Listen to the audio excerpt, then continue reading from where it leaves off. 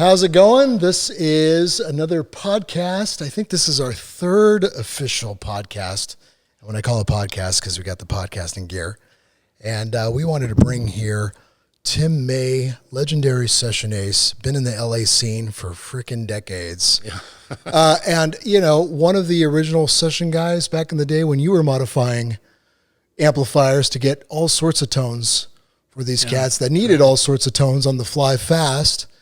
And you know, we have our new Stage 4 here, which is basically a recreation of one of those amplifiers with all of its mods. Stage 4 was like the maximum amount of mods that you could have in your Princeton and your Deluxes and so forth in the past. And Tim, you were one of those. Not only were you one of those customers of these modified amps, but when we did the actual Rivera branded amps, you were one of our first customers with the rack mount TBR series. But let's bring that back. I mean, Tim, how did you guys meet? And how did you come on the scene?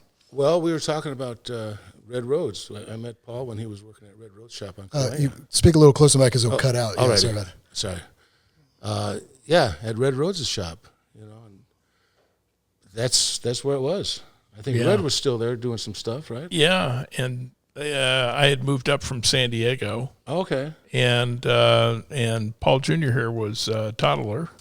Was he even born yet? Yeah, he was. Yeah. Red Rhodes, was that around the 70s or? It was 1975 when I came up from San Diego. Well, I moved here in 74. Yeah. So shortly after that, you know, we got to know each other there.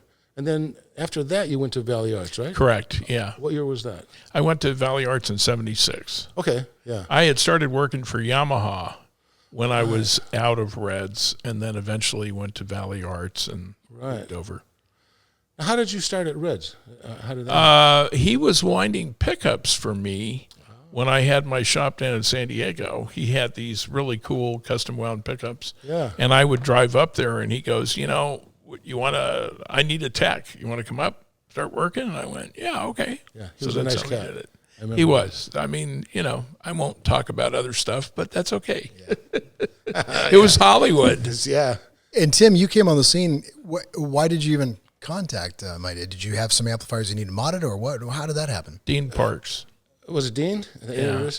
Dean had Dean had showed up with a modified Princeton, and Larry did. Yeah. And you saw it in the session, and you went, "What's that?" Oh, okay. Yeah, that sounds about right. Yeah. A long time ago, but because I think the Princeton was the thing. Yeah. You know, and of course Larry was, you know, he was the benchmark for tone. And all that stuff. Yeah, that's right. So yeah, that's right. We had the Princeton. I remember Larry. Somehow he turned me on. I found an old '65 blackface Princeton. Yep. So anyway, I mean, there was the Princeton, and you tricked that out. And then the Deluxe. I had a Deluxe that you did the similar thing to. Well, that was the Stage 2. We went from Stage 1 on the Princeton to Stage 2 on the Deluxe. The modifications evolved. Yeah. What was the Stage 2? What did you need? Did you need more gain, or what was that? Well, it's because it had 2 channels, and the Princeton was a single channel. Right. So how much could you do on with a single channel if the guy wanted to have clean and dirty, you know? Yeah. So that's right. And the fat switch, I think. That's right. And I think I stacked your tremolo controls, right? Where there was a red knob and a black knob. So, yeah. Because we didn't want to drill the chassis. Right. I don't know if it was on the Deluxe. I think the Princeton. Yeah, on the Princeton. Yeah. Because then I had a Silverface Princeton that you tricked up for me too. But those amps... Yeah, they were. How many tracks did you cut with those? Plenty. I remember back in the a few years ago, you were telling me that, you know, Larry Carlton was definitely just out there on the scene, just he was the guy, but he couldn't possibly do everything. So you're kind of, I don't know, protege. No, I don't know if you call it protege or you're Larry's buddy and you were second up and he would recommend you. Well, you know what it was. First of all, when I was still living in Cleveland. As soon as Larry started, you know, his name showed up on records and stuff, you know, David Gates and Steely, all these great records. I was like, man, this guy is the guy. And then when I moved out here, I can't remember how we met. What, didn't Tedesco take you under his wing? Oh, yeah. Well, you know what? Both of those guys, Larry, I'll never forget, Larry invited me to just sit like you are, you know, on a date, you know. and Just hang. just to watch, and he was so nice, and just watching him play was like a million guitar lessons, But I remember, in fact, it was at Sound Labs, Armin Steiner's place that he had, and I think I just met Larry, and he had his 335, and I was sitting there in awe and listening to him play great. And Joe Osborne was on the date. I think Michael Lamardian maybe, and different guy. Anyway, so they took a break, and I said, "Hey, Larry, can I see your guitar?" And I was playing, and I broke a string. Oh man, that's what he needs, is this doofus showing up. But he was so nice about it, And I saw him on a couple of sessions like that, and I think I would like to think that he maybe recommended me for stuff that he couldn't do, and like that. And then Tedesco, it was a similar kind of thing where, of course, I knew all about him, and I was the musicians union director. There's his number, so I called him up, and his wife Carmi was really sweet too. Answered the phone and said, "Hi, is Mr. Tedesco there?" Well, he's in the shower. He'll have to call you back. So okay, sure enough, he calls back, and I said, "Oh yeah, my name is Tim May. Just moved here. I'm a guitar player, and I'd love to." He says, doesn't say much. He says, "Okay, meet me at Warner Brothers at 2:00. Okay, so I showed up down there, and he did the same thing. In those days, you didn't have to go through a big song and a dance to get into the studio. So I wandered in there, and he sat down. He put his chair in there. He said, "Okay, sit down, watch." And I was like, again, it's an incredible learning experience, because there's, you could practice and play in books and all the stuff you want and listen, which is all good, but there's nothing like seeing it really go down. In fact, I remember. Well, this was even years ago. Before that, when I was 15, I went to a Johnny Smith guitar seminar. I was the year before that. I was 14. My dad was a musician. He was a bass player and played piano and sax and all that kind of stuff too. But he was primarily a bass player. And the family vacation was going to the NAMM show in Chicago, which my sisters were thrilled, So my dad and I went to the NAMM show, and the Gibson booth was there, and it was Bruce Boland. Did you Sure, know of course, artist relations. I think he still works for. No, he moved on to Fender, I think, didn't he? He did for a minute. Yeah, that's right. That's right. I think he's retired now. I haven't spoken to him for a long time, but another great guy. So I was 14, and a couple things with this story. Gibson had just unveiled the Citation guitar. Yeah. You know about that? And it was like twice as expensive as the Super 400 at the time, which was their most expensive guitar. And Bruce was saying, "Oh yeah, it's all the best, blah blah blah," and talking about it. And it didn't matter to me because there's no way I was, Anyway, so I met him, and I got to play a little bit, and I was just a kid, but I kind of started real early, and I was kind of playing okay for a 14-year-old kid. And Bruce said, "Well, you know what? Johnny Smith is having a guitar seminar next summer in Colorado Springs." He said, "You should go." Okay. So I went back to Cleveland, where I was still in school and stuff, and I painted it was $90 to go to Johnny Smith's seminar. So the guy across the street, his overhang on his house needed painting. So I spent the whole summer painting this thing to get my $90. And my parents were so supportive, they let me go to Colorado by myself. So now I was 15. So I go to Johnny Smith's seminar, which was just, amazing. And Howard Roberts was the guest. At that, Howard came in for a few days.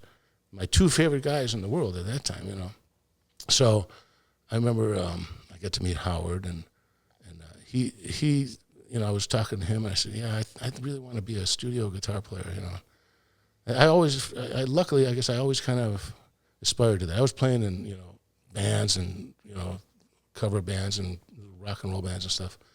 And, but I somehow I knew from this, my dad had all the records, I'd see who are these guys and stuff. So it just really appealed to me, the whole idea of being a session guy for a variety of reasons. Anyway, so Howard says, "Okay, well, what you do is you move to Los Angeles when you're 20 years old." He says, "Don't wait until you're 22 and don't move when you're 18. So I wrote it Howard down. Roberts said this? Yeah. So I wrote it down. Okay. Sure enough, I went. Subsequently, I should say that then the following year, Howard had a seminar in L.A. So I attended that, and that's where I met Lee Rittenauer and Mike Anthony and some guys. Anyway, so I did that seminar. Meanwhile, I'm still in high school and stuff, so I went back and I was playing in bands. Then I went to, at Johnny's seminar, I met William Fowler, Dr. Fowler, who had a fantastic music program at the University of Utah. And fantastic for a number of reasons, one of which was I could major in jazz guitar. In those days, this was 71, most colleges didn't even like guitar. Forget jazz guitar, So, but I could, that was my major. And the thing about Bill was, first of all, a brilliant teacher. I never saw anything like it, how he could clearly present material to everybody.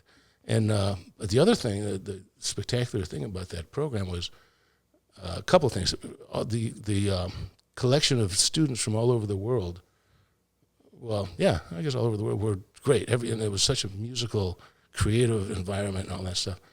But he would bring in nearly every week, if not every week, he would bring in guys from both coasts, and not schlubby guys, the guys that were in the business working, Pat Williams and Billy Byers. These are A players. The guys that were in the business. They were the premium guys working, and Howard came out, Johnny Smith came out, Grady Tate, Rufus Reed. I mean, the list is endless of people that came, and they would spend a week. They were the Cats. Claire Fisher came out, And just for the audience, when you say these were the Cats, like, give us some examples of the records that these guys were on. Are they all of them in L.A.? I mean, no, they were from New York too. Clark Terry came out. I don't know if Clark Terry was from Duke Ellington to just these great players, and they were the guys. They were the guys on the scene. The actual working A-list players playing. Everything. They were working musicians. Mundell Lowe came out, the guitar player. Trying to think of some other names because there's so many of them. Mundell Lowe, another gentleman. Oh, truly a gentleman. Great guy. Yeah.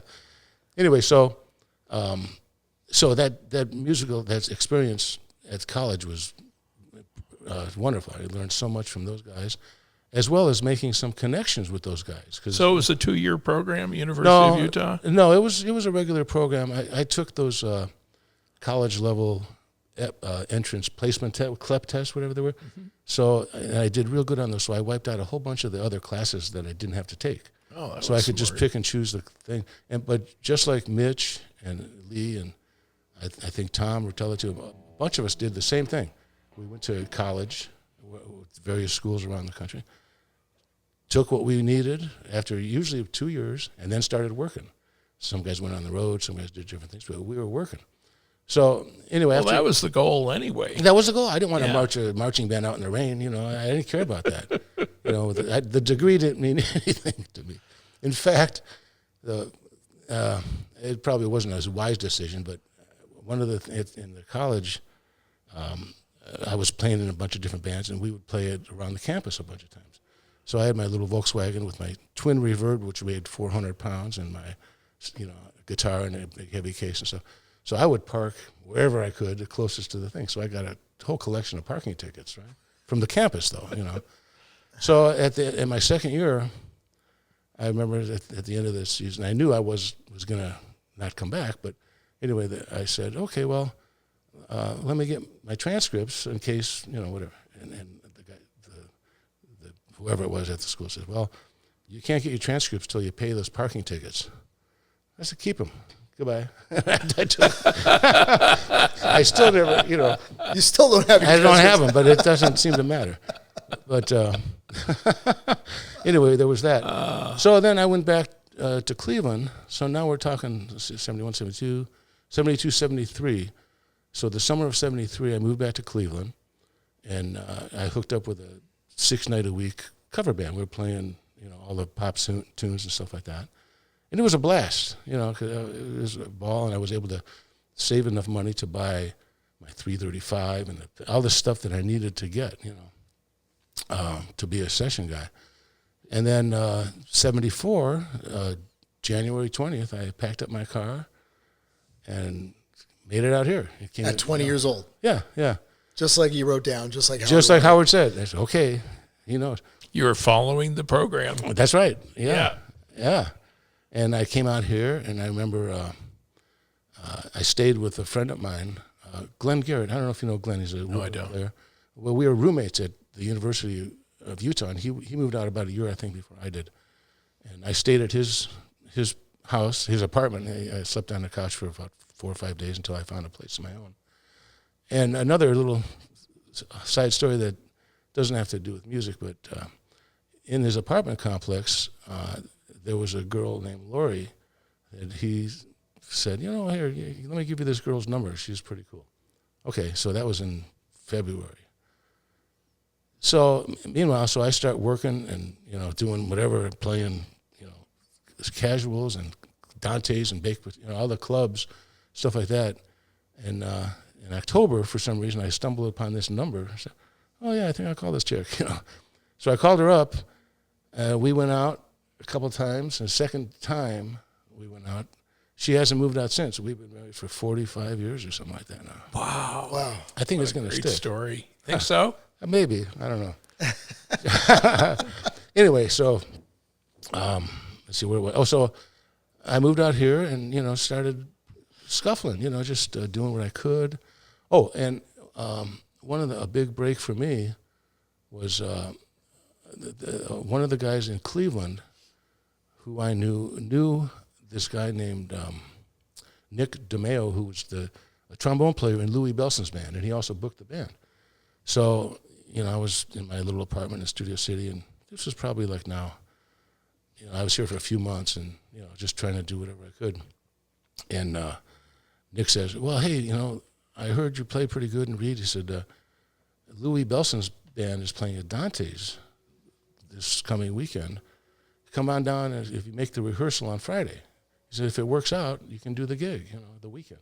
Yeah, so, I showed up at the rehearsal like an hour early, at Dante's. I'm all excited, and I had, I don't think I knew you yet, so I still had my twin reverb. And, Your boat anchor. Yeah, boy, I tell you. Now it's like bolted to the floor if I try to live. So anyway, I showed up there and I forgot what guitar I was playing, but I used the volume pedal at the time. It was good.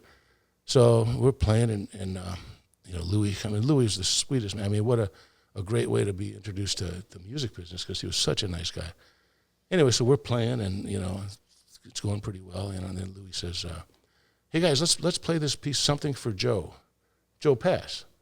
I guess, so now I realize, well, I'm subbing for Joe Pass, and no pressure here, Anyway. Yeah, no pressure subbing for Joe Pass. Yeah. So,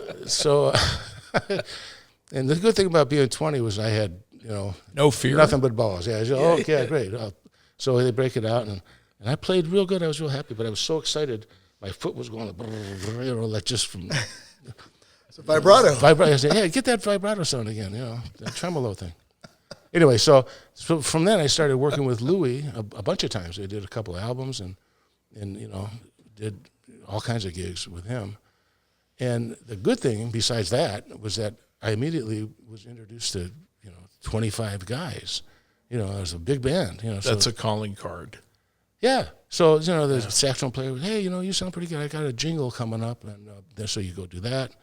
And then the engineer says, yeah, maybe this. And it's all word of mouth stuff. That's the whole thing. That makes sense. Here's a big band that's 25 guys. And those 25 guys know 50 guys, right? And those 50, like, boom. Man, it all spreads Word out, is spreading fast. Yeah, and if they like what you're doing, and we all got along real good and stuff. So that was a great event, just to do that. So let's see. Then I started working and doing a couple little dates. Billy Byers, I remember, who I met at the University of Utah. He hired me for a date. I called him up when I moved out here, and he put me on a session at Warner Brothers. And this turned out to be, could have been a bust, but I remember it was a fairly big orchestra. I don't remember what it was, some TV show or something, movie maybe. But I was the part was for a 6-string bass guitar, not a Fender bass, but a bass guitar. And I had one, one of my instruments. You're talking about the one that looked like a Jaguar. Yeah, the bass right. 6. Bass 6. I still have this great instrument. Very interesting. So I'm playing that, and it's I'm feeling, boy, this is, there's a part to read. I'm pretty complex, but I was a good reader. So I'm doing that, and it's going, it's going well. And then, it was, I don't know what key it was in, maybe C or some, run-of-the-mill key. So Billy comes out and says, oh, hey, guys, this is out of the range of the calliope that was there. We got to take it down a half step. Okay. So, I pulled it off real well, but, now I'm looking at, C's and playing B flat, and, it's like a whole transposition on the fly thing, you can't just, wait a minute, I'm going to write it out, none of that, so fortunately I pulled it off. And anyway, so stuff like that, and I would work here and there and just, built up that stuff. So that's 74, and then, more and more, and then by 77, I was working around the clock doing records and film and all that kind of stuff. You mean like double sessions? Double sessions, double scale. Double scale. Boy, make the money. Well, it was great. I mean, it was. I never really made much money. I was, just a guitar player. And in fact, one of the fun, exciting things for me was my wife and I were together by this time. And so in 78, I went down and bought a brand new Cadillac. Okay, remember that white coupe de ville? Yeah, that's right. All I needed was a you big and the guys. purple hat. That's right. You and the guys from Valley Arts. Were driving those. Yeah. Well, that was great. But it was an exciting time, and it was a lot of work. That's the other thing. I mean, there was enough work that a guy like me could get started, because they can't call, guys that were already established weren't available for everything, And then I got to know Tommy, who was a wonderful. Tommy Rotella? No, Tom too, but Tommy Tedesco. I'm thinking, yeah. Oh, and then I started. Tony Rizzi had that 5-guitar band, and that's where I met Jimmy Weibel and a bunch of different guys. Barry Zweig. Barry Zweig. He passed away. He passed away, unfortunately. Yeah. He's a nice cat. Some of these artists, Tim, that you started working up to was, at that time, Frank Sinatra. I mean, you told me the Frank Sinatra story where you were fairly young, and well, how did you get that gig, and what happened there? I mean, he intimidated you a little bit, right? No, well, it wasn't intimidation. It was just kind of a funny thing. I was young. Marty Walsh and I were on the date, and I think it was Don Costa and Don. I think they were trying to go for a younger sound, with young guys.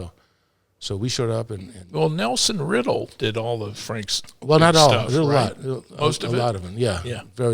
A lot of the big, huge hits. But Don Costa and Gordon Jenkins and there's a few different guys in there. But anyway, this was that was the only time at Capitol.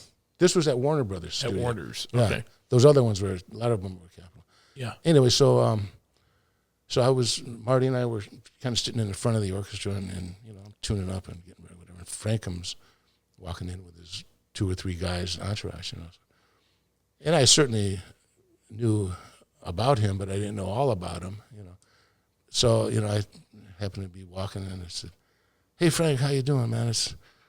I'm Tim Mampa. He just kind of walked by. And I right away picked up on his people. Well, Mr. Sinatra, would you like to? And they know him a lot better than me, So they're doing all that bit. He was fine. That was cool. It was. Well, he was royalty. Yeah. So. And those, hey, who's to argue, Yeah. And then Barbara Streisand. Yeah, I did a bunch of her things, and Donna Summers. Yeah, we did those disco things, and Lionel Richie. That's right. We did one of the Lionel's things that we did was that we were. This is, by the way, speaking of going back to Howard Roberts, this is a Howard Roberts guitar. This is a Howard Roberts fusion guitar. Yeah. Let's hear that beautiful thing. What were you going to do? Yeah. Well, I was going to Lionel Richie did a Deep River Woman on one of his records, and he said, "Come up with some kind of intro." Just So I said, "Oh, okay," and I played a.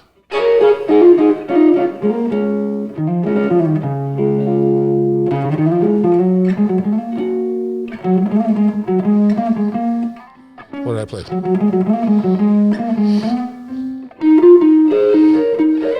Something like that. I forgot what it was. But anyway, it was a big thing. It came out great. And it was okay. I lucked out with that one, pulled it off. But yeah, it was. And like I said, it was a good time. The work scene was pretty rich, and people were doing stuff. And did a lot of work with Richard Perry, a lot of Pointer Sisters records, all those things. And that was pretty cool, by the way. Give us a little example of what you had to play on those records. Yeah, I didn't play it too good, though.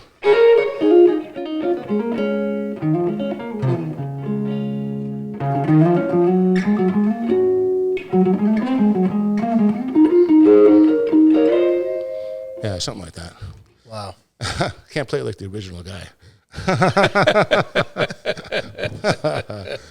Anyway, yeah, it was just a fortunate time, and the timing was good. And guys like Larry was going off into a solo career, kind of leaving an opening for people to work. When we do these podcasts, Tim, this is not about getting 200,000 views in a week or whatever, demoing this or that. But this is really for the guitar playing connoisseurs that really want to know the history, and or the aspiring session guitar player. The kid at home is like, how did they get on the records, or how were those records even made? I mean, there's a lot of mystery and mystique that I'm trying to share. It's also what's important about the guitar player too, which a lot of guys, it's definitely in the hands. And you got to be a great guitar player, and you got to do the work, and you got to do the practicing, you got to do the reading, and you got to, mimic other guitar players till you find your own voice.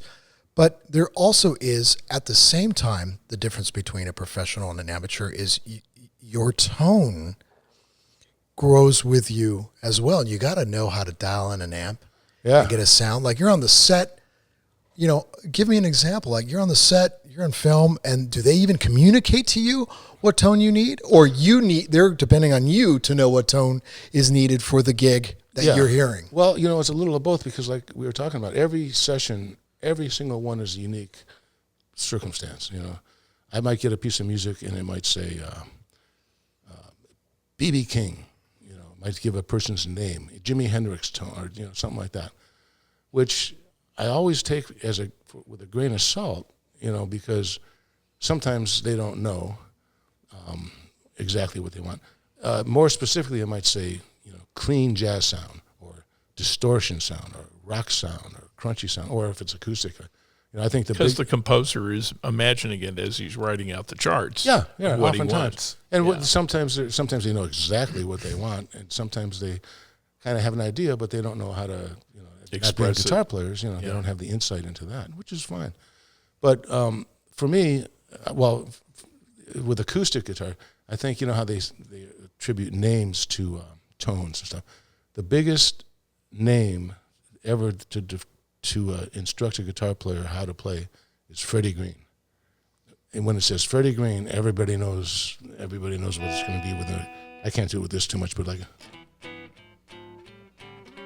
that rhythm guitar stuff, which was Freddie. I mean, he was the king of that, But they'll say, they'll give you an idea.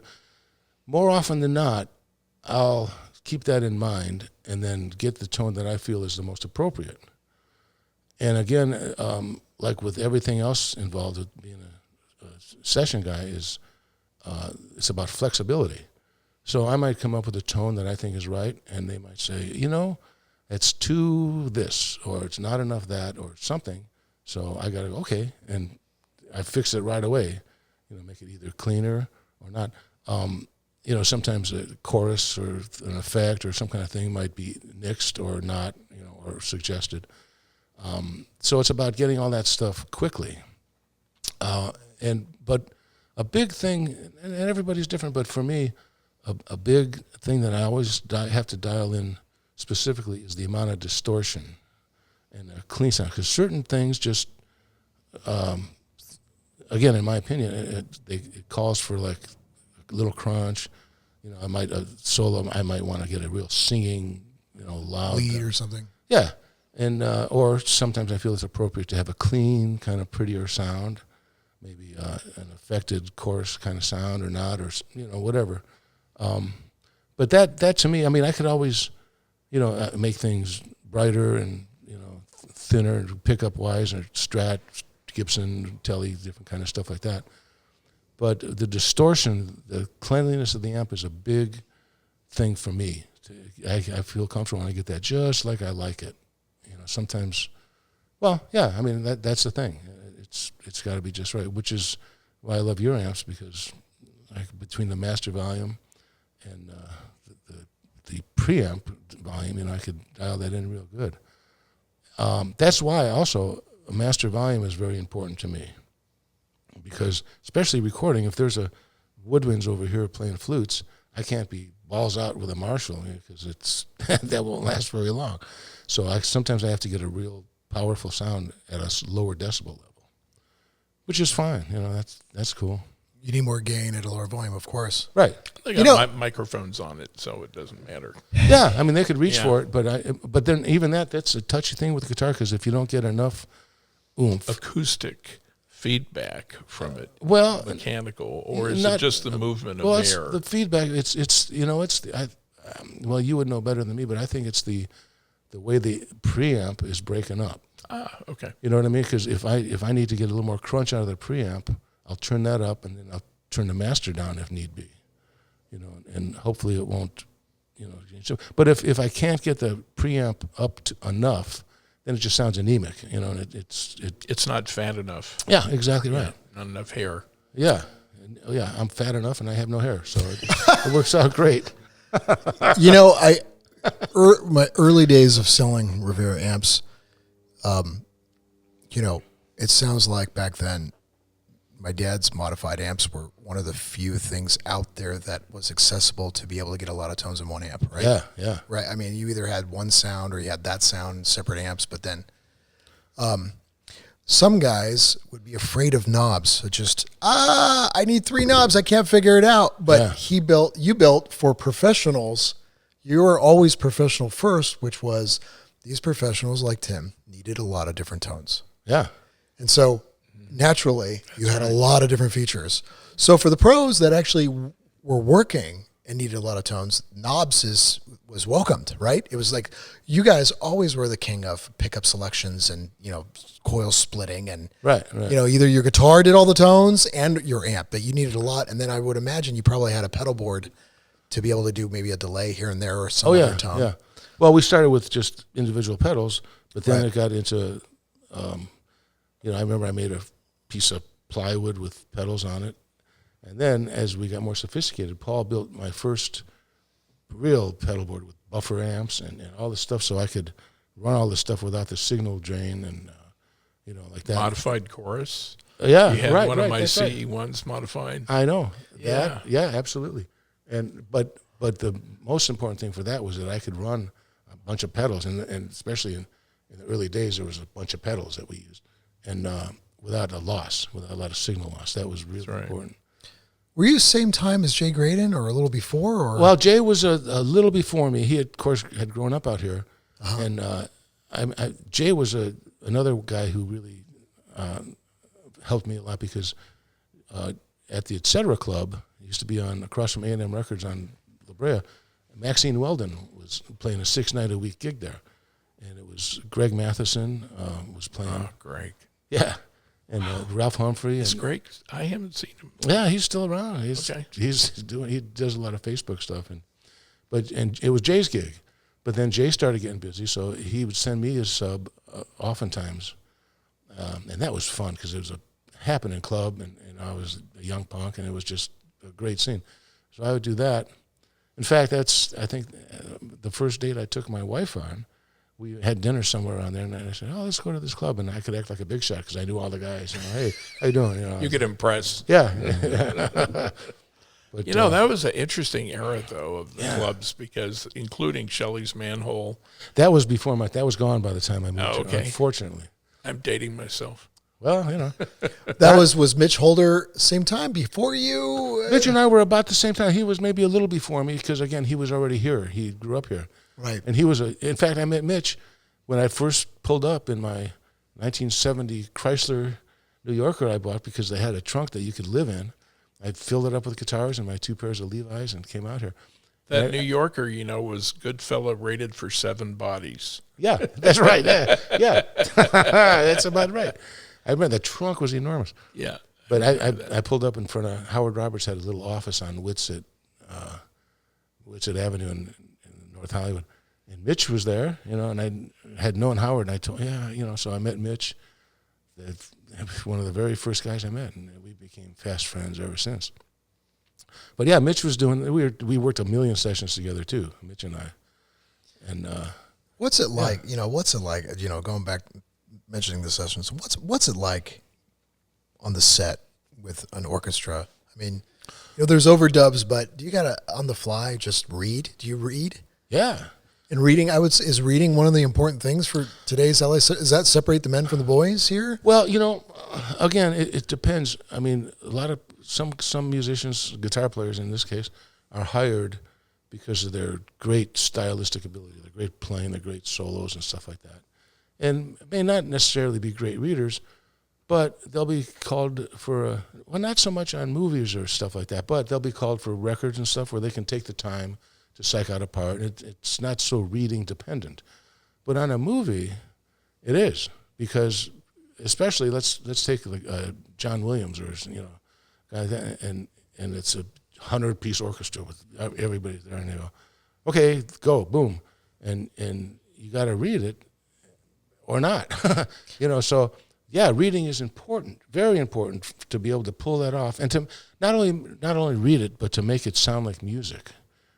Because just to do the whatever nuances, play this string to that string, and because a composer might not write that out. That's right. They don't know how to write that little nuances out. Sometimes they do, but I'll never forget one of the. Oh, I started to say when I was at Howard Roberts' seminar, he let me tag along on a Dave Grusin session for 5 Easy Pieces was the film, and I remember it was the seminar went for a week, and he invited me for, I don't know why, but he invited me to come on this session and hang out. So he met me at Dupar's restaurant, and picked me up, and we went down there, and it was Howard and Dennis Buttermere and Mike Dacey who was playing. Now Mike, I'm not sure if he was such a reader, but he did his thing. In particular, he was a stylist. He must have been able to read a lot too. I didn't really get to know him too well. But I remember my first impression was, it was a big orchestra, and I'm sitting there wide-eyed, and they go, okay, guys, boom. And they played the thing, and I remember thinking, wow, it's got to be that good the first time. There's no dicking around. You can't be like,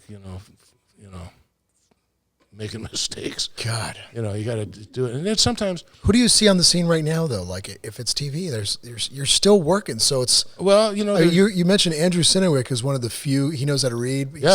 He's the young guy in the sce, but he's already in his 40s. Well, I don't know if he's in his 40s. Or 30s, whatever. Yeah, sorry, Andrew. He's 27, something, but no. Yeah. A couple of years younger than me. But when I go out there, I still see you, Tom Rotella. It's like the same crew. Dean has been, he's still working a lot. He's another. I always say Dean could fall down the steps with a guitar and make it sound good. George Deering. Does Tim read? Is Tim out there? I don't know if I see him on TV sets. Tim Pierce hasn't been too involved in the Yeah. TV thing. I imagine he could probably read. He's a good musician. I'm assuming he could read to a certain extent. But again, when I started playing, I grew up in a whole musical family. My uncle played with George Zell in the Cleveland Orchestra for years, and everybody was that. Since I could walk, that was going on in my house. So when I think the only instrument we didn't have in my house was a guitar, so naturally that's what I wanted to play. So he got me a guitar and hooked me up with a great teacher, a guy named Carl Polifico. And when I started playing, it was like I showed up to his house the first time, and I had a little Stella, $15 Stella guitar with cowboys on the front of it and stuff like that. And he said, okay, here's your guitar, here's your pick, here's your Mel Bay book, and okay, here you go. Well, E, F, okay, next lesson on B and this and that. And then, I studied with him for probably about 7-8 years, I guess. I started when I was like 8. And I learned to read. And I learned to read in all the positions and take it up an octave, transpose, all that kind of stuff. Among other things. But it was brilliant. I mean, it was like just a great thing because, a lot of guys, like I said, are great players, but they never get a chance to get their solo spot because they can't play the other stuff so much, Did you ever do anything with Ted Green? No. I knew Ted, and we saw each other a few times, and it's funny because so many guys studied with Ted, and at Ted's memorial service, I remember people were talking about, I took lessons from Ted and this, and Dean Parks and I were talking, and then Dean said, I never took. I feel kind of stupid that I didn't take it. I said, me too. I mean, because Ted was. He brilliant. took lessons with Ted. Oh yeah, that must have been exciting, huh? That was exciting. I have to thank Joey Brasler. Do you remember Joey Brasler? Joey Brasler, he's been around the block. He was in what bands were he was in bands before he was working for a bunch of companies too, but Boss Gags, I think he was in. Okay, yeah. Anyways, I was the vacation for Ted because I knew nothing, and I just started getting into the blues. Yeah. And he said he didn't play the blues because he had a lot of guys that supposedly he was a bad boy, hot rod driving blues player in the clubs. Ted, yeah, drinker, but then all his drinking players would die or bad things would happen, and then he attributed blues to that. So then he merged into jazz and got really deep into jazz. Yeah. So those guys are real well behaved. Whatever. Wallflowers. Yeah. So, but whatever it is, but What's that funny looking cigarette? But for him, you could just see like he just started getting young with me. He's like, let's get back into the blues, and he just taught me just basic stuff, and then I just grew with him. And again, every time after I would leave, I would see like some mega session player, some mega player come in after me. So I know that I was really break time for him. Yeah. Well, Ted was brilliant. I was there. I think Steve Vai called him when I was there, Yeah. begging him for lessons. Yeah. I think Steve Vai was getting more into West Montgomery at the time. Yeah. So he called Ted, but Ted was, I don't know if you remember, but he would just get so nervous. Oh no, Steve, you don't need lessons from me. No. He was just so humble. He was so humble, but anyways. He was. Chord chemistry, I think, is what people know him as, the writer of chord chemistry. Yeah. Ted Green. And his beautiful harmonic stuff that he did. And just his musicianship was yeah. wonderful. I took lessons with him 2 years. He taught me a lot of counterpoint stuff. Yeah. If you didn't do the homework, he'd beat you up. It was fun. Now, tell me more about this. This is one of the sexiest guitars that I've seen. Well, that's just Tim, and I know we've done a lot of talking here, but I want to hear some playing too. And I'm going to actually use this iPhone for some B footage because I got to get this awesome angle. All right. Well, let's see. At your leisure.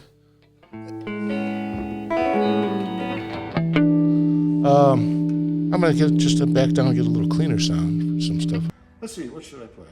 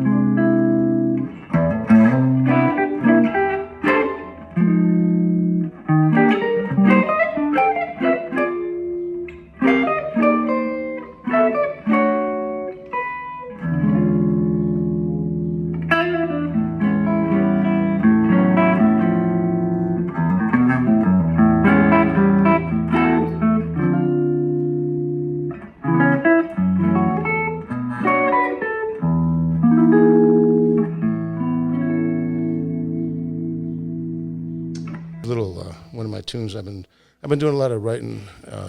I got a. That's beautiful. That's pretty. Oh, thank you. I've been playing with a quartet since a couple of years now, doing a lot of original stuff, mostly original stuff with Rich Ruttenberg and Abe Laboriel, and Dominic Genova's been playing bass, and Bob Zamiti, different guys. Wait a minute, if you have Abe Laboriel and you said someone else is playing bass, wait a minute, how can that be?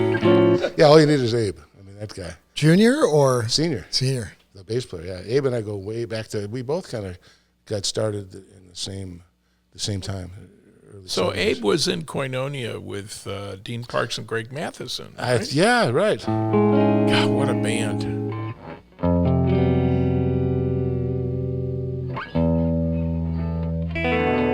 Yeah.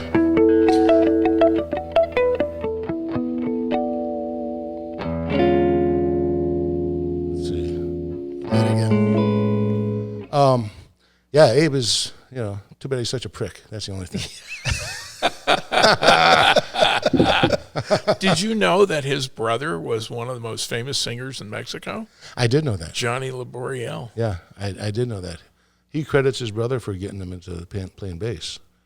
Holds it against him.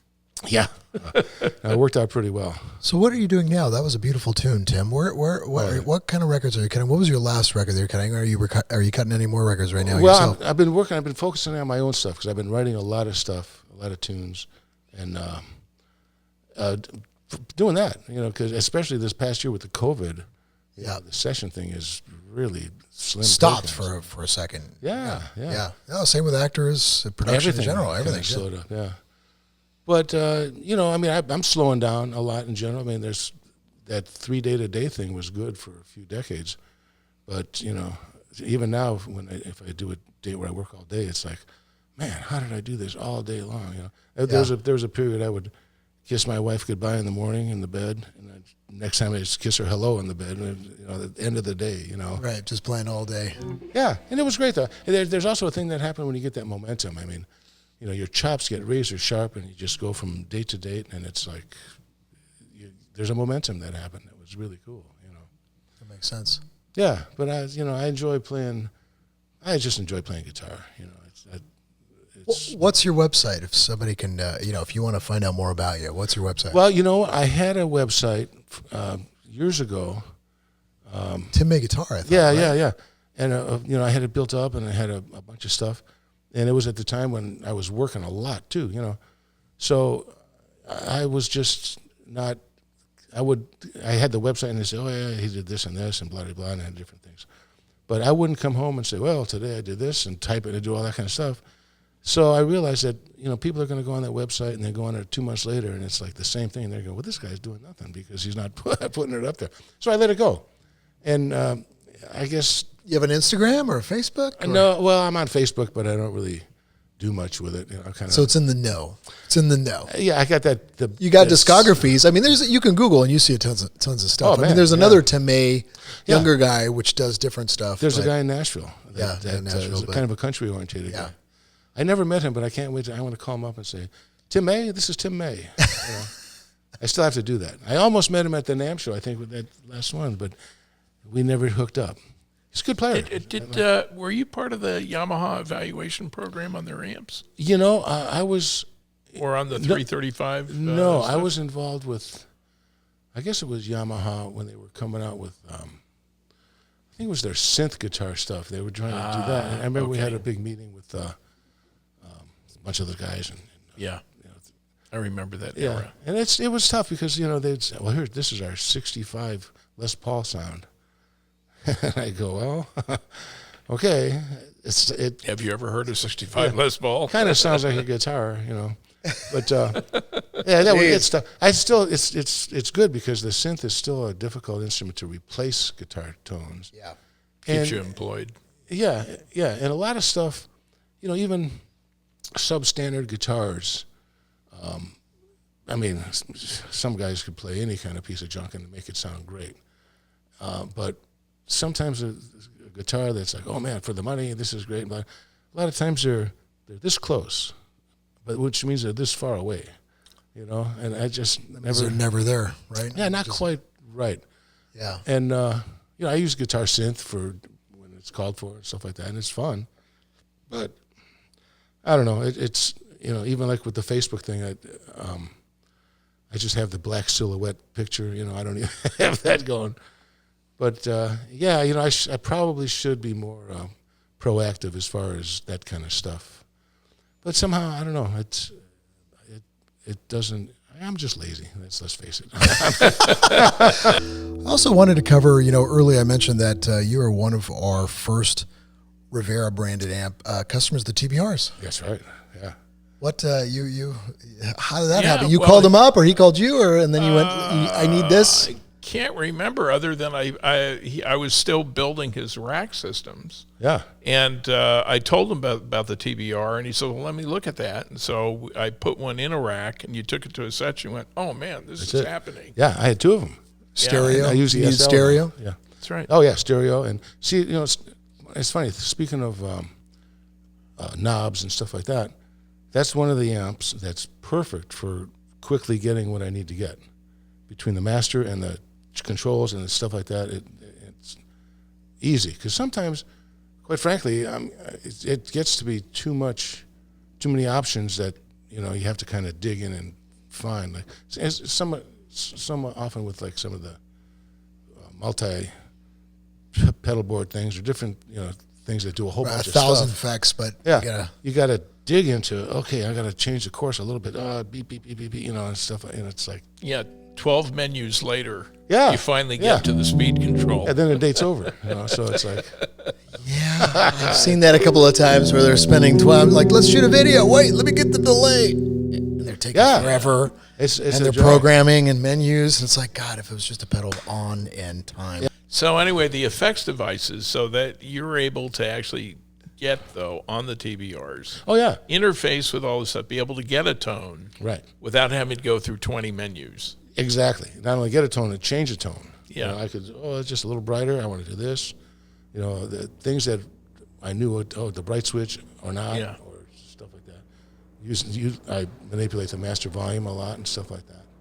Yeah, I love that because so many times it's just too much. And it's still out there in the field? You're still like, I mean, yeah. obviously you need a cartridge It's his budget. main rig. Still your main rig? Oh, That wow. is. Yeah, it's in So when you're doing TV gigs, it's That's rolling it. through. It's got to weigh 1 million pounds, that whole rack. I don't care. I don't lift it. Right. You just call them up and do it. Yeah. I think know Paul that Jackson Jr. it's- still has his rig. It's 35 years old, his rig. 35 years old. Is it and It's never been recapped. Okay, thanks for jinxing that. Sorry. Yeah. I brought it in one time. No, I think several we years ago. service it. Yeah, it was. think we did That's it when tubes it was. or It was working great, but periodically it would go. Oh, so Remember probably that? a tube. We know what Yeah, that I is. think it was. Yeah, and then it would Preamp not do it. tube. But it gave me a lot of anxiety because I'd be sitting on a date, real quiet, also. Of course. One time I was doing an acoustic guitar date, and I was in a booth all by myself and had an acoustic guitar sitting like this. The timing couldn't have been better. There was a thing, the band's playing, dun, dun, dun, ba, ba, ba, ba, boom. There's a quiet couple bars. My stomach goes, and naturally amplifies to the thing. It's like, oh, man. Stomach solo. It's like